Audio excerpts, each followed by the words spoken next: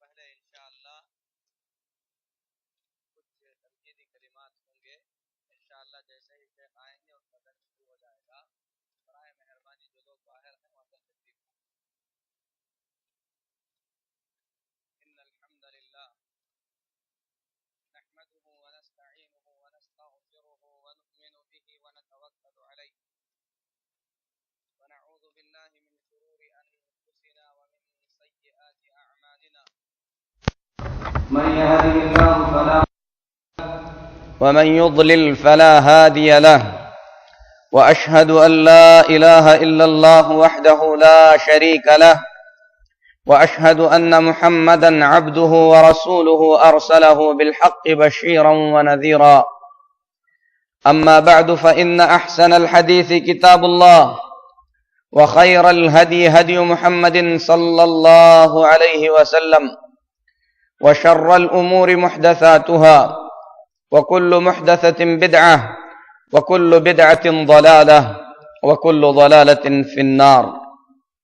يا أيها الذين آمنوا اتقوا الله حق تقاته ولا تموتن إلا وأنتم مسلمون.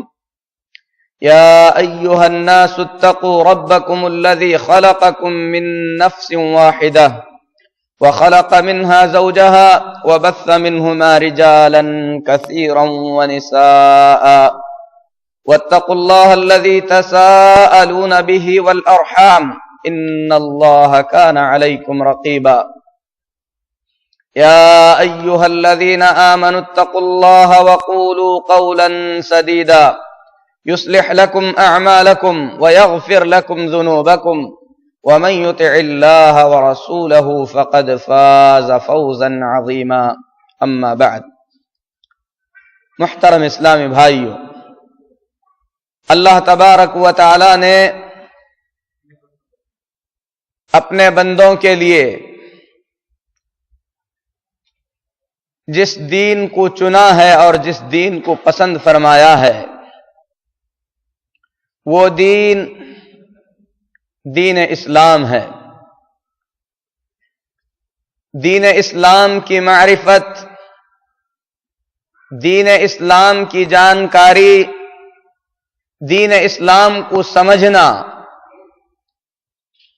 دنیا کے تمام انسانوں پر اللہ تبارک و تعالی کی جانب سے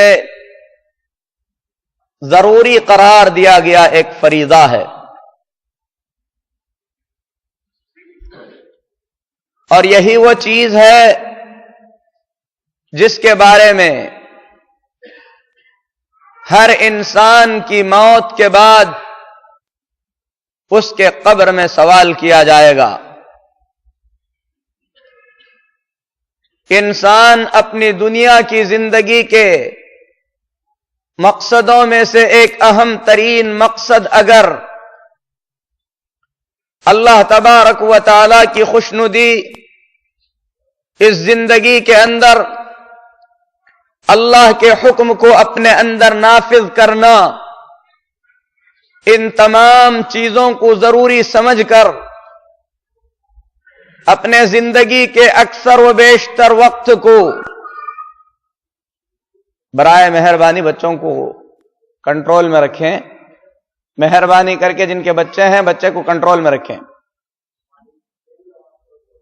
تو میرے محترم بھائیوں، ہم یہ کہہ رہے تھے کہ دین اسلام کی معرفت اللہ تبارک و تعالی کی جانب سے عائد کیا گیا ایک فریضہ ہے. جو شخص اپنی زندگی کے اندر اللہ رب العالمین کے دین کی معرفت حاصل کر کے اس کے مطابق عمل کرے گا، قبر میں جب اس سے سوال ہوگا اس سوال کا صحیح جواب دے سکے گا. پھر اس سے پوچھا جائے گا کہ تجھے پتہ کیسے چلا، تو نبی کریم صلی اللہ علیہ وسلم کا فرمان ہے مومن ہو تو کہے گا قرأت کتاب اللہ، میں نے اللہ کی کتاب میں پڑھا، اس پر ایمان لایا اور اس کے مطابق زندگی بسر کیا. تو میرے محترم بھائیوں، آپ لوگوں کو اطلاع دی جا چکی ہوگی کہ آج کے درس میں فضیلت الشیخ معراج ربانی حفظہ اللہ آپ لوگوں کے سامنے دین اسلام کی معرفت اور دین اسلام کی پہچان کے بارے میں کچھ باتیں بتلائیں گے۔ وہ عظیم دین جسے ہم تک پہنچانے کے لیے اللہ کے آخری نبی محمد الرسول اللہ صلی اللہ علیہ وسلم نے نبوت کی ابتدا سے وفات تک وہ مصائب برداشت کیے، وہ پریشانیاں آپ نے اٹھائیں جنہیں سننے سے رونگٹے کھڑے ہو جاتے ہیں۔ اللہ رب العالمین کی جانب سے جب نبی آخر الزمان محمد الرسول اللہ صلی اللہ علیہ وسلم کو اللہ کا یہ حکم ملا کہ آپ اللہ رب العالمین کے دین کو لوگوں کے سامنے کھلم کھلا بیان فرمائیں، اور آپ صلی اللہ علیہ وسلم نے دعوت و تبلیغ کے اس کام کو شروع فرمایا، تو آپ صلی اللہ علیہ وسلم کے چاہنے والے آپ کے دشمن بن گئے۔ وہ معاشرہ جس میں رسول اکرم صلی اللہ علیہ وسلم کی تعریفیں کی جاتی تھیں، جس میں آپ کو سچا اور امانت دار کہا جاتا تھا، وہی لوگ صرف دعوت و تبلیغ کی وجہ سے آپ کے ایسے دشمن بن گئے کہ انہوں نے آپ صلی اللہ علیہ وسلم کو مجنون، ساحر ایسے القاب دے کر پکارنا شروع کر دیا۔ میرے محترم بھائیوں، وہ لوگ جو رسول اکرم صلی اللہ علیہ وسلم سے حد درجے محبت کیا کرتے تھے، آپ صلی اللہ علیہ وسلم کو احترام کی نظر سے دیکھا کرتے تھے، صرف دعوت و تبلیغ کی بنیاد پر دلوں کے اندر ایسی عداوتیں آ گئی کہ شادی کیے ہوئے لوگوں نے آپ صلی اللہ علیہ وسلم کی بیٹیوں کو طلاق تک دے دیا۔ نبی کریم صلی اللہ علیہ وسلم اللہ کے دین کے خاطر یہ سب کچھ برداشت کرتے رہے، کیونکہ اللہ تبارک و تعالی نے ہر انسان کی کامیابی 4 باتوں سے جوڑی ہے: ایمان، عمل صالح، التواصی بالحق، حق کی وصیت کرنا، اسی طریقے سے حق پر عمل کرنے کے دوران حق کی وصیت کرتے وقت جو مصیبتیں آئیں، جو پریشانیاں آئیں، ان مصیبتوں اور ان پریشانیوں پر صبر کرنا۔ تو اللہ کے نبی صلی اللہ علیہ وسلم برابر صبر کرتے رہے۔ آپ کو جسمانی اذیتیں دی گئیں، آپ صلی اللہ علیہ وسلم کو نماز کی حالت میں پریشان کیا گیا، سب کچھ آپ صلی اللہ علیہ وسلم برابر برداشت کرتے رہے۔ نبوت کے 11 سال نہیں بلکہ 13 سال اسی طریقے سے کٹتے چلے گئے، یہاں تک کہ دشمنوں نے آپ صلی اللہ علیہ وسلم کو قتل کرنے کا مکمل پروپیگنڈا بنا لیا، آپ کے قتل کی مکمل سازش رچی گئی۔ اللہ تبارک و تعالی نے اپنے نبی محمد الرسول اللہ صلی اللہ علیہ وسلم کو اس بستی کے چھوڑنے کا حکم فرمایا جس بستی میں آپ صلی اللہ علیہ وسلم نے 53 سال گزارے تھے۔ اللہ کا حکم ملنے کے بعد دشمنوں سے بچتے بچاتے 3 دن تک غار ثور میں چھپے رہے۔ وہاں سے نکلتے وقت آپ صلی اللہ علیہ وسلم نے پہاڑ کے اوپر سے مکہ مکرمہ کی طرف ایک حسرت بھری نظر ڈالی، مکہ کو دیکھا، آپ صلی اللہ علیہ وسلم کے آنسو تھم نہ سکے، آنکھوں سے آنسو نکل آئے۔ آپ نے درد بھرے جملے کہا، واللہ انک لاحب بلاد اللہ الی اللہ، اے مکہ، اللہ کی قسم تو اللہ کی سب سے پیاری سرزمین ہے۔ جس طریقے سے تو اللہ کی پیاری سرزمین ہے، اسی طریقے سے محمد الرسول اللہ صلی اللہ علیہ وسلم کی بھی تو پیاری سرزمین ہے۔ اے مکہ، اگر مکہ کے لوگ مجھے یہاں سے نکلنے پہ مجبور نہ کرتے تو کبھی میں تجھ سے جدا نہیں ہو سکتا۔ محمد الرسول اللہ صلی اللہ علیہ وسلم دین اسلام کی تبلیغ کے خاطر دنیا کا سب سے پرخطر سفر آپ صلی اللہ علیہ وسلم نے طے فرمایا، یہاں تک کہ آپ صلی اللہ علیہ وسلم مدینہ طیبہ پہنچ گئے۔ مدینہ طیبہ پہنچنے کے بعد اللہ کے دشمنوں نے آپ صلی اللہ علیہ وسلم سے عداوت اور دشمنی نہیں چھوڑی۔ عداوت اور دشمنی برابر چلتی رہی۔ آپ کے صحابہ عمرہ کرنے کی غرض سے مکہ مکرمہ میں آتے تو انہیں دھمکیاں دی جاتی تھیں کہ تم نے بے دین محمد کو سہارا دے کر ہماری غیرت کو للکارا ہے، ہم مدینے پر دھاوا بول کر تمہارا کام تمام کر دیں گے، تمہاری جڑیں اکھاڑ دیں گے۔ کبھی آپ صلی اللہ علیہ وسلم کے خلاف سازشیں رچا کر منافقوں کو بھڑکایا جاتا، کبھی یہودیوں کو بھڑکایا جاتا۔ محمد الرسول اللہ صلی اللہ علیہ وسلم مدینے میں پہنچنے کے بعد بھی اللہ کے دشمنوں کی ان دشمنی کو برابر سہتے رہے، یہاں تک کہ ظلم جب حد سے بڑھ گیا، اللہ تبارک و تعالی نے اجازت عطا فرمائی، کہا اذن للذین یقاتلون بانہم ظلموا، اللہ کی طرف سے اجازت ہے ان لوگوں کے لیے جن سے قتال کیا جا رہا ہے۔ آیت کریمہ کے اندر واضح طور پر بتلایا گیا قتال کی ابتدا مسلمانوں نے نہیں کی، مسلمانوں نے بہت کچھ برداشت کیا، لیکن برداشت کی جب حدیں ٹوٹ گئیں اللہ نے اجازت عطا فرمائی۔ محمد الرسول اللہ صلی اللہ علیہ وسلم نے دین اسلام کی نشر و اشاعت کے خاطر کئی غزوات آپ صلی اللہ علیہ وسلم نے کیے۔ بدر کی لڑائی پیش آئی، اللہ تبارک و تعالی نے کامیابی عطا فرمائی۔ اس کے بعد احد کی لڑائی پیش آئی جس میں آپ صلی اللہ علیہ وسلم کو حد سے زیادہ تکلیف برداشت کرنی پڑی۔ مشرکوں نے سمجھا کہ وہ ان کی جیت ہے، جبکہ وہ ان کی جیت نہیں بلکہ مسلمانوں کی ایک معمولی سی کوتاہی کی وجہ سے، مسلمانوں کی ایک غلطی کی وجہ سے مشرکین کو کچھ فائدہ اٹھانے کا موقع مل گیا تھا، ورنہ اسے کسی بھی صورت میں جیت نہیں کہا جا سکتا۔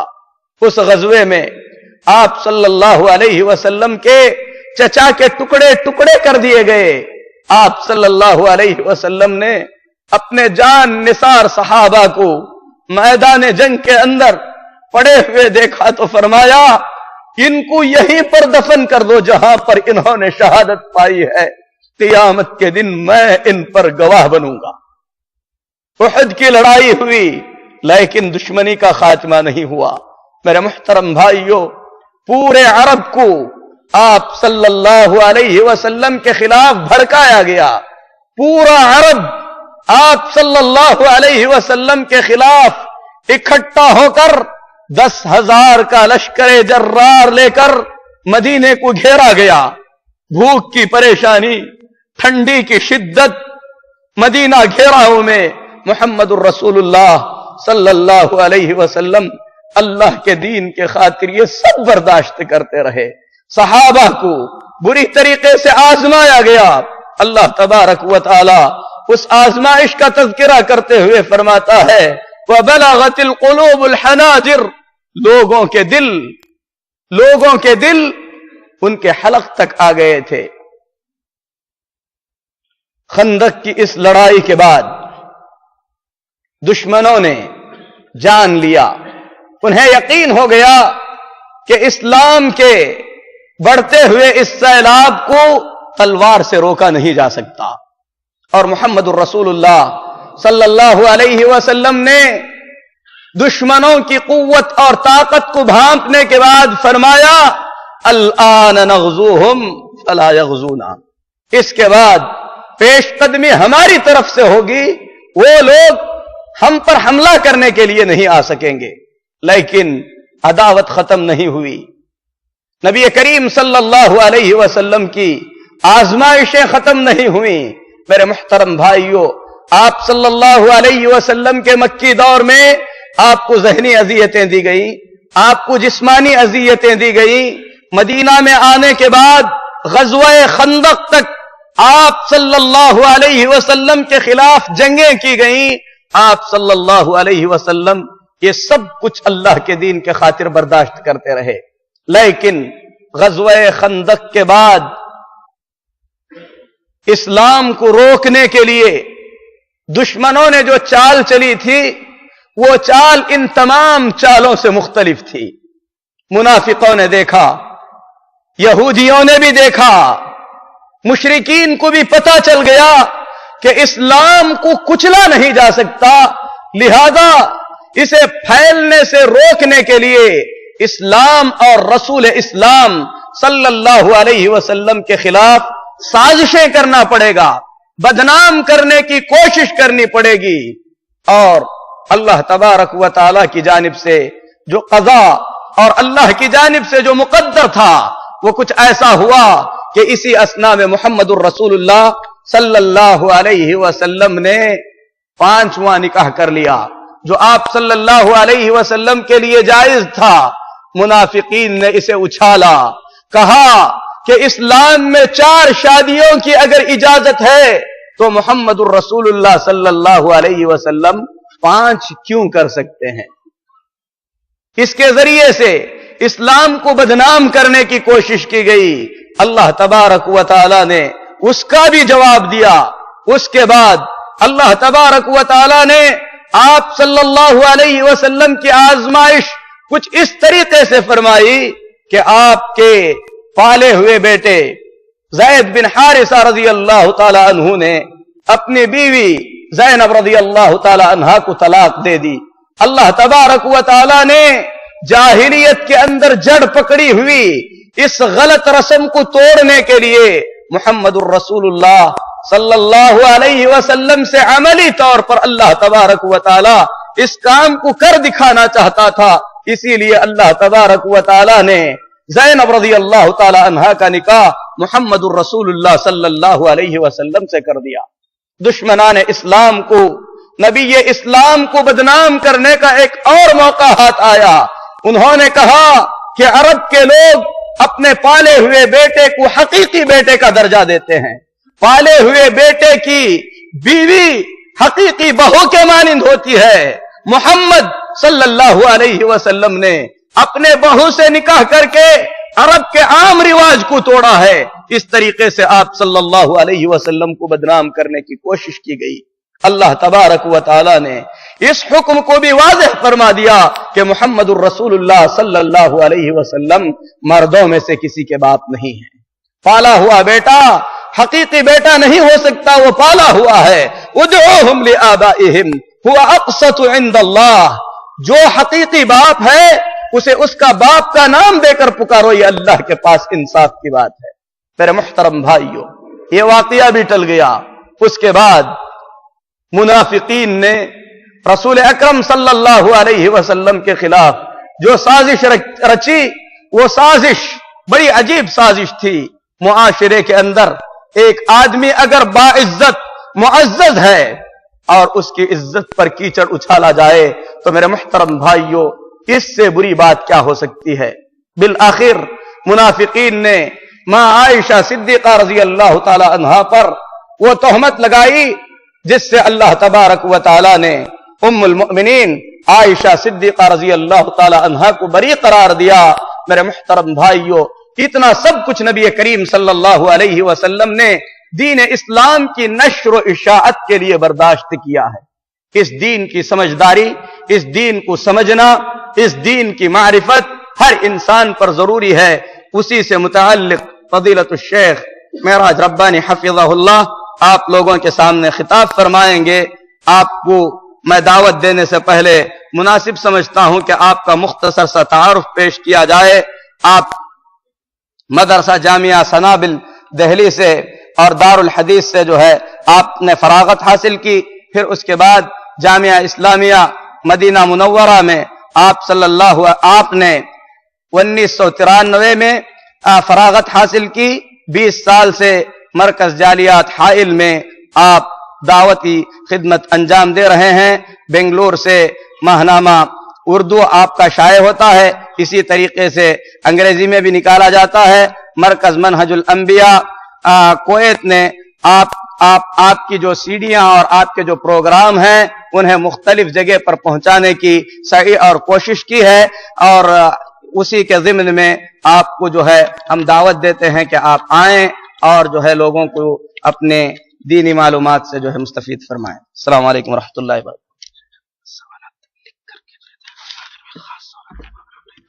جی